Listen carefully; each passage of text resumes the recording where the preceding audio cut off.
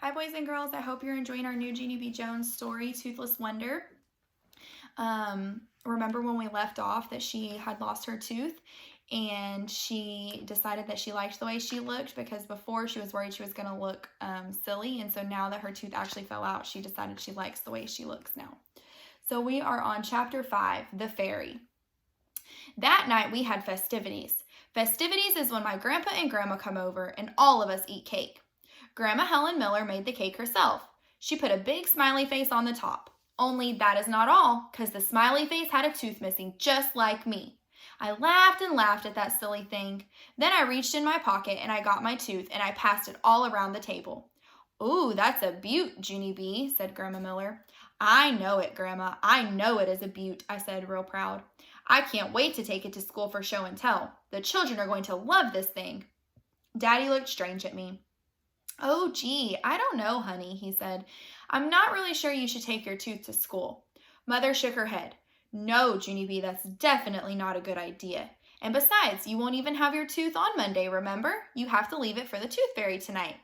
Just then my skin got chill bumps again, and the flutter flies came back in my stomach. Because I know about this fairy, that's why. My voice felt kind of shaky.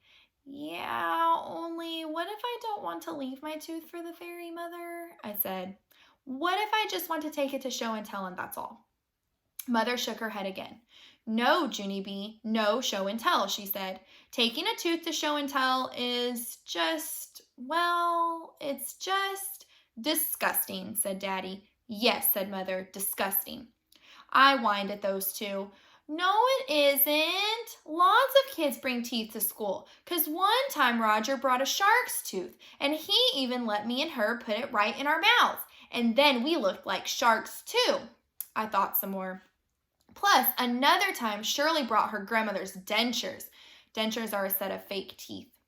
And lots of us put those in our mouths, too." Grandma Miller did a little gag. Only I don't actually know why.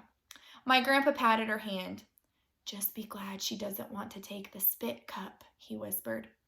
Just then my whole face lighted up, 'cause I have ears like a hawk, of course. "The spit cup! I will take the spit cup!" I hollered. I jumped down from my chair and I zoomed to the bathroom. Then I got the spit cup out of the trash and I dusted it off real good.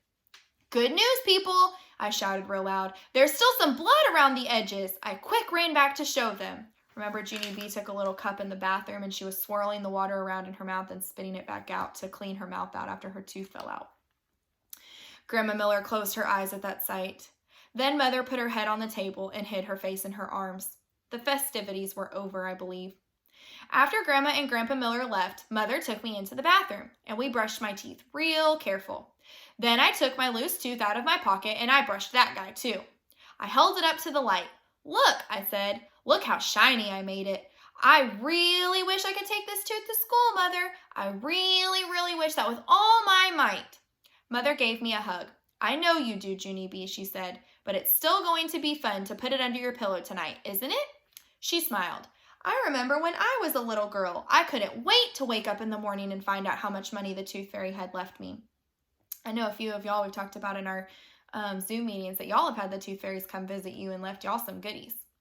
My skin got prickly at that name again, also sweaty on my head. I thought and thought about what to do. Then finally I stood on my tiptoes and I whispered in Mother's ear. "Yeah, only I know stuff about the tooth fairy, Mother," I said. "I know the truth." Mother looked shocked at me. "The truth?" she said. "You know the truth?" "Yes," I whispered again. "I know the exact truth, Mother, 'cause last year Polly Allen Puffer told me the whole entire story." I took another big breath. Then I cupped my hands around her ear and I talked even quieter. "The fairy isn't real," I said. "The tooth fairy is just pretend." Mother's eyes got big and wide at me. "No," she said. "Yes," I whispered back. "Polly Allen learned it from his big brother. The tooth fairy isn't a fairy at all. She's actually a teensy little tooth witch." Mother's mouth came all the way open. "A tooth witch?" "Shh," I said. "We have to talk soft, Mother. If the tooth witch hears anyone telling her secret, she flies into the room at night and she pinches their cheeks." Mother covered her face with her hands.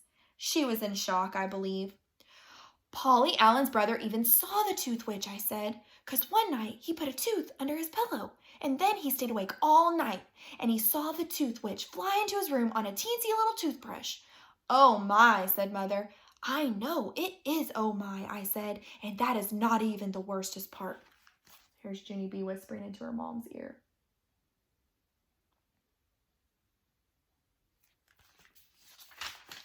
Because the witch walked right under his pillow, and she carried out his tooth, and then she chomped a big bite out of it, just like it was a little tooth apple. Mother made a noise behind her hands. I patted her very nice. I know how you feel, I said. This is very hard to hear.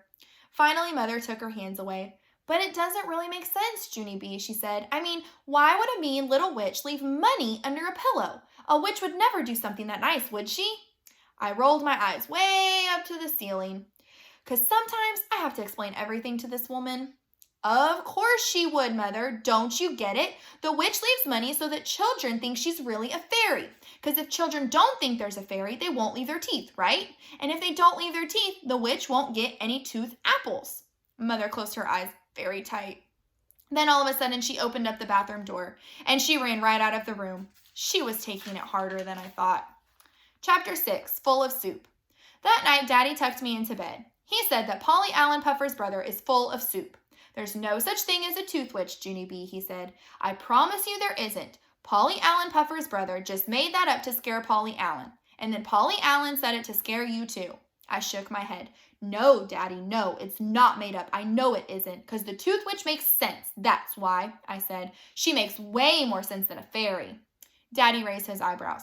Why, he asked. Why does a witch make more sense than a fairy? Because, I said, because the tooth witch likes to chomp the teeth, but the tooth fairy doesn't do anything with the teeth at all, right? And so why would she even pay money for them? Daddy did a little frown. Well, I don't know exactly, he said, but I'm sure that she must do something with the teeth, Junie B. There are other things to do with teeth besides just chomping them, you know? Like what? I asked. Daddy put his head in his hands. Then he thought and thought and thought. After he got done thinking, he went to get Mother. She came into my room carrying Fussy Ollie. She handed him to Daddy and sat down on my bed. Daddy said you have another problem about the tooth fairy, she said. I nodded. Yes, I said, because if there's really a fairy, then she has to have a reason to want the teeth, right, Mother? She wouldn't just throw them in the garbage, because that doesn't make any sense. Plus, also, it would hurt my feelings. Mother hugged me. No, Junie B, of course she doesn't throw them in the garbage, she said. I'm sure the fairy does something very special with the teeth. Like what? I said. There's Junie B talking with her mom and her dad, and there's baby Ollie on the bed.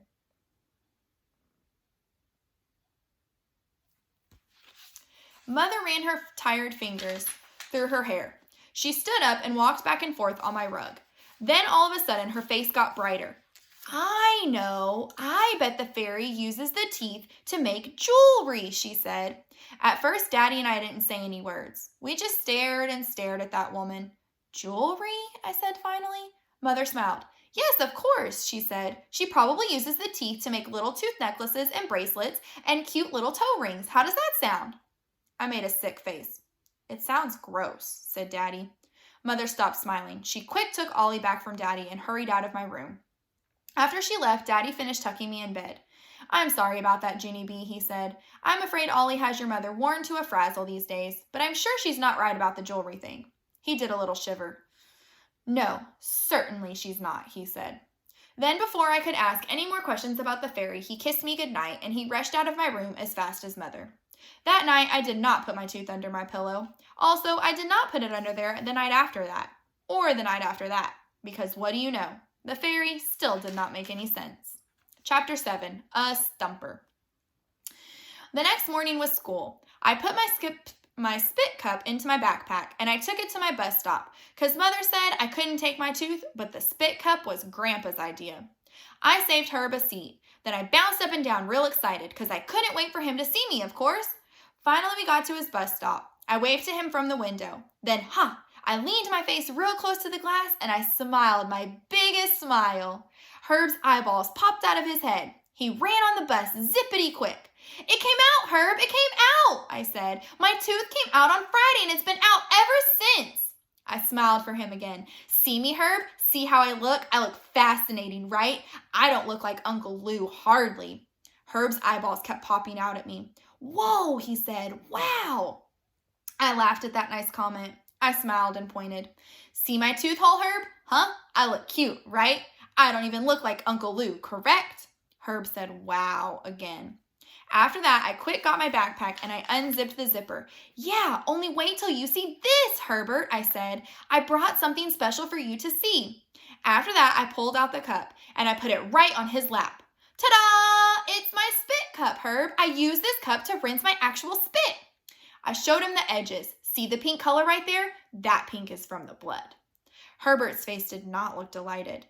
Okay, thank you, he said. Please get it off of me now. I got it off. But I thought you would like this, I said, very disappointed. Herb patted me. Live and learn, he said. Pretty soon his face got normal again. So, how much money did you get from the fairy, Junie B? He asked. Did you get a lot of cash? My stomach did a flip-flop at that question, because I did not want to discuss that matter, of course. There's Junie B putting her spit cup on Herb.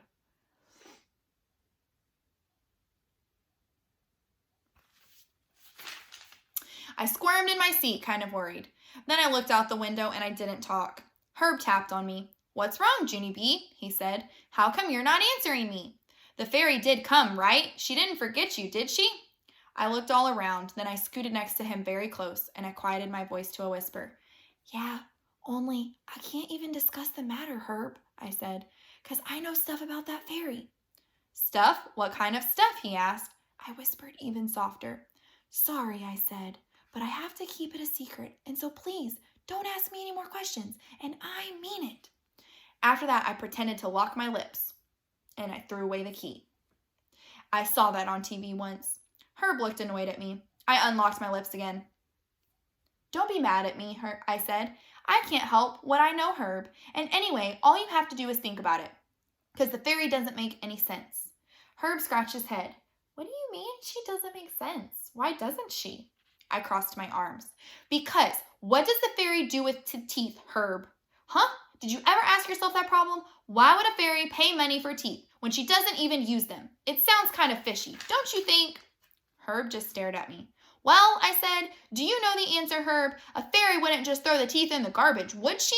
Because that doesn't even add up. Only nobody knows what she does with them, apparently. Not even you, I bet. Herb wrinkled his eyebrows. I never thought about it, he said. He tapped on his chin. What does the fairy do with the teeth? That's a stumper, all right. After that, he slid way down in his seat, and he thought and thought some more. I thought some more, too. We rode to school real quiet.